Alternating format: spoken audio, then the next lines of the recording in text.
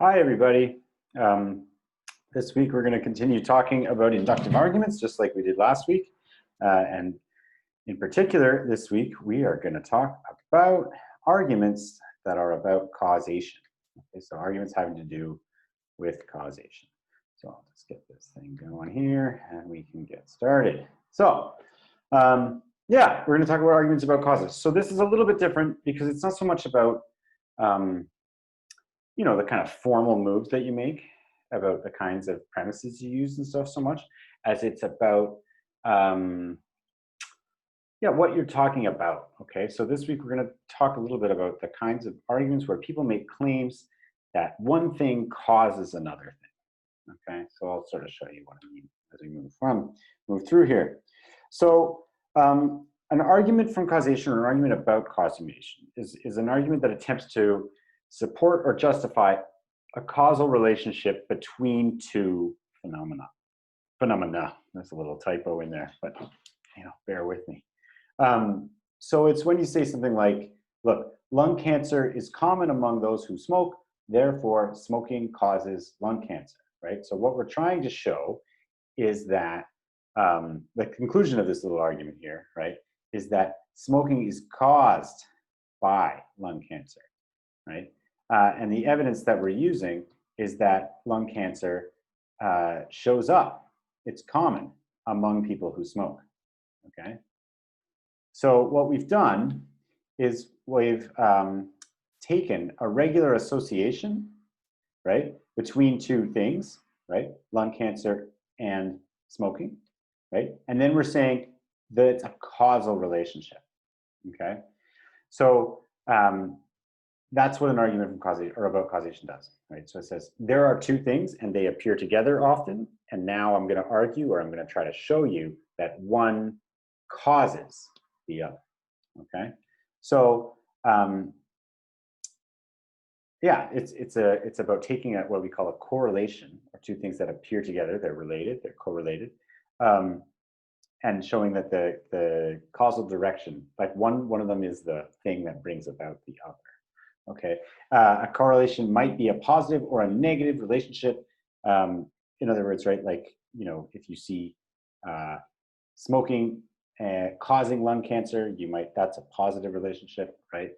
You might also have, something preventing lung cancer. People who run tend to get lung cancer less, so running, correlates negatively with lung cancer. I don't know if it does, I just made that up, but that's what a negative correlation would be. Okay, so it's very important to note that causation and correlation are not the same thing, okay? So people often make arguments about causation, right? And they want to say, like, this thing causes this thing, but really all they ever show you is that these two things are correlated.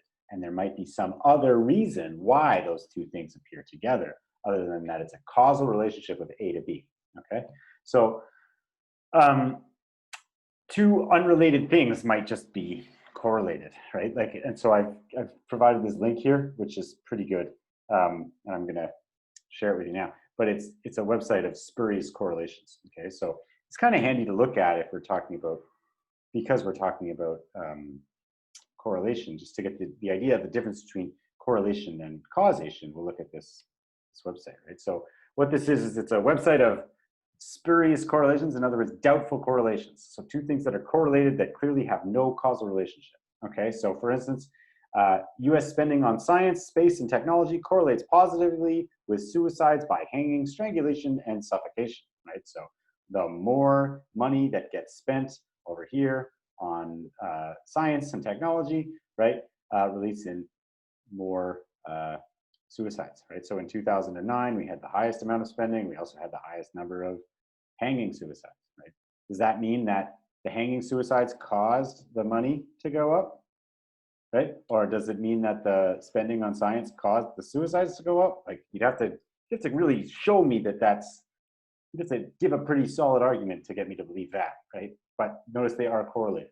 So the point here is that correlation doesn't just necessarily mean causation just because they show up together. You have to show me that the two things actually are in a causal relationship. That's what an argument about causation is, right? So again, here's another one. Number of people who drowned by falling into a pool correlates with the number of films that Nicolas Cage appeared in, right? So as we can see here in 2003, it was an all-time low, like fewer than 100 drownings in the pool, right? And Nicolas Cage was only in one film. But if we go over here to 2007, right, where you've got Nicolas Cage in 4 films, you can see that the swimming pool drownings went up to above 120. So, you know, they are positively correlated, right? But they, you know, again, you'd have to really make quite an argument to show me that one causes the other, right? Per capita cheese consumption, the number of people who died by becoming intertangling vegetarians, apparently that's positively correlated. What else is good? The age of Miss America correlates with murders by steam, hot vapors, and hot objects, right? So anyway, you can check out this website on your own. The link is in the PowerPoint slides. Feel free. But the point is, right, like what this website makes clear is that correlation, just because the two things occur at sort of the same rate or together, right, if they're positively correlated, doesn't necessarily mean that one causes the other, right? And so whenever someone's making an argument about one thing causing another, we should always sort of ask ourselves, is there some other reason why those two things are correlated? Like, are they actually related, or is there some other cause here? Okay. So now let's go back to the old PowerPoint. Right. So, yeah, here's an example, right? In 2012, the Seahawks and the Broncos went to the Super Bowl, and then that same year, Washington and Colorado legalized marijuana. Oh, was that 2012? That's so long ago now. Therefore, whatever teams goes to the Super Bowl next, their state will legalize marijuana. Does it happen? No, right? So again, just because the two things are correlated doesn't necessarily mean one causes the other, right? This is making a claim that your team going to the Super Bowl will cause your state to legalize marijuana. And then even when you do have meaningful correlation, right, the direction of the relationship might not always be clear, okay? So for instance, many studies find that people who meditate regularly are much calmer than those who do not. So if you want to live a calmer life, then you should meditate regularly, right? Again, this argument here is sort of saying meditation causes a calmer life, right? So what's wrong with that? Well, it might be the case, right, that calm people tend to meditate, right? So it might go the other way. Like people are already kind of calm, kind of get into meditation because it suits them, right? It might not be the fact that meditation actually leads you to be a calm person. It might just be that calm people like to meditate because it's a nice, calm thing to do, right? So again, just because you have positive or negative correlation doesn't mean that there's a causal relationship. Okay? And even when there is a sort of positive relationship where you can see like those things are might be pretty related, it's not necessarily clear that being calm leads to meditating or meditating leads to being calm. I'm not sure which direction the causal relationship goes.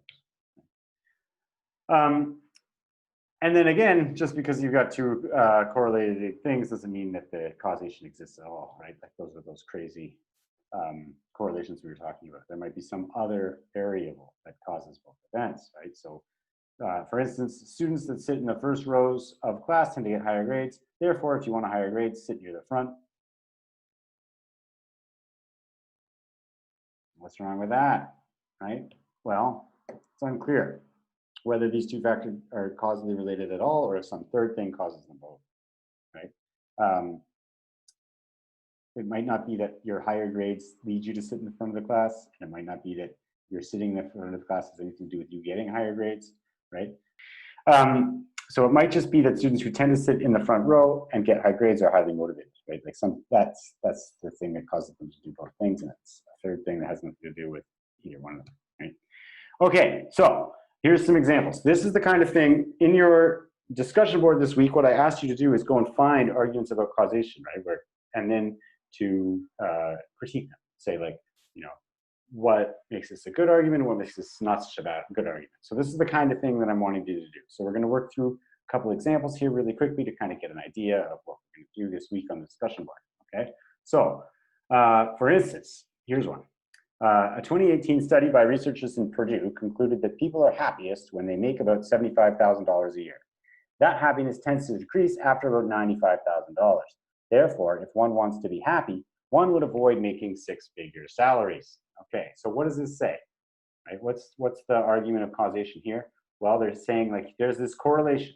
People who make about $75,000 a year, they tend to report being very happy, right? On a survey or whatever, right? And then after you start making about $95,000 a year, people start to self-report that they are not as happy as they thought as the people who are a little bit poorer, right? So you get, money goes like this, money goes up, up, up, up, happiness goes up, up, up, up, up, up, up, they go up together, right? And then money keeps going up and happiness sort of levels off and starts going down, okay? That's what this is claiming. And so what it's claiming is having more than $100,000 leads to less happiness, right?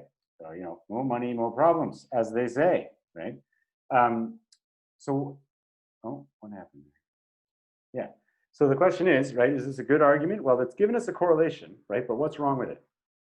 Right? Well, think about it. Okay. So what reason? It doesn't give us any reason to believe that, right? So what other reason could it be? Right? Are they negative correlated? Are they like, what's the direction of causation? Right? Does money cause you having no happiness? Right? Or do less happy people? Right? They're just more driven, and so they work harder, and so they make more money. Right? And they're just never satisfied, and they want more and more and more and more. Whereas people who are sort of naturally contented and kind of satisfied, once you get to about $75,000 a year, they're content. All their needs are met. They don't need to get any more. Right? So it could just be that the kinds of people who level off at about $75,000 a year and don't feel the need to push into that next tax bracket or whatever, right? They might be, just happier kinds of people, right? So it might not be the making of the money that makes you unhappy. It's just that you were always an unhappy person, but whatever it is that makes you unhappy, your unsatisfied nature with the status quo, right, leads you to push through and work harder and make more money and so on and so forth. Right? So grumpy people tend to make more money. Maybe you could say that. Right? So it's not clear which way the thing goes. And so if it was a better argument, it would show you that the causal relationship goes the way that it says it does. Right? Yeah, that's one way to go. Right? So that's the kind of thing I want you to do this week in your discussion board posts, right? Is find an argument like this that you find out there in the world, right? And sort of show what makes it a good argument, and then what more they could do, or what might be questionable about it based on how they're using causation and correlation. Okay. So here's another one. According to data from the U.S. Department of Agriculture and the National Science Foundation, as consumption of mozzarella cheese increases, so too does the number of civil engineering doctorates awarded. Therefore, if you want more civil engineers, eat more mozzarella cheese. Well, I mean, there's just no evidence that those two things are causally related at all, right? That's just a spurious one, right? Like the burden of proof there seems to be on the arguer to make a little bit more sense. So there's just no evidence to show that those two things are related. This is correlation. Clearly, they need to provide more evidence that the correlation is a causal relationship. Okay, and then number 3, exposure to violent television programming. Violent television programming in video games makes viewers not only less sensitive to the pain and suffering of others, but fearful to the world around them. As this occurs, people tend to act in more aggressive and more harmful ways towards each other. Therefore, to make society less aggressive, we must limit, if not ban, violent shows and violent video games, right? So what they're saying is violent shows and violent video games cause a violent society. But what's the obvious rejoinder to that? The violent society makes the violent video games, right? So the causal relationship might go the other way, right? So they've got to show you how and why it actually goes the way that they say it does. Does that make sense? Okay, so this is the kind of thing I want you to do on the discussion board. Do one for yourself. Go look at somebody else's. Help them think it through. Add a couple things in there. And yeah, I hope that makes sense. If you have any more questions, feel free to get in touch with me. There's the feedback sessions on Mondays. There's I'm around for the rest of the week. You're welcome to email me. I'm happy to schedule a Zoom meeting with you if you want to just talk about any of this stuff. So yeah, just get at me and we'll talk. All right. I hope this all makes sense and it's going well, and get in touch if it's not. And even if it is, and you want to just chat, do that too. Talk to you soon. Bye-bye.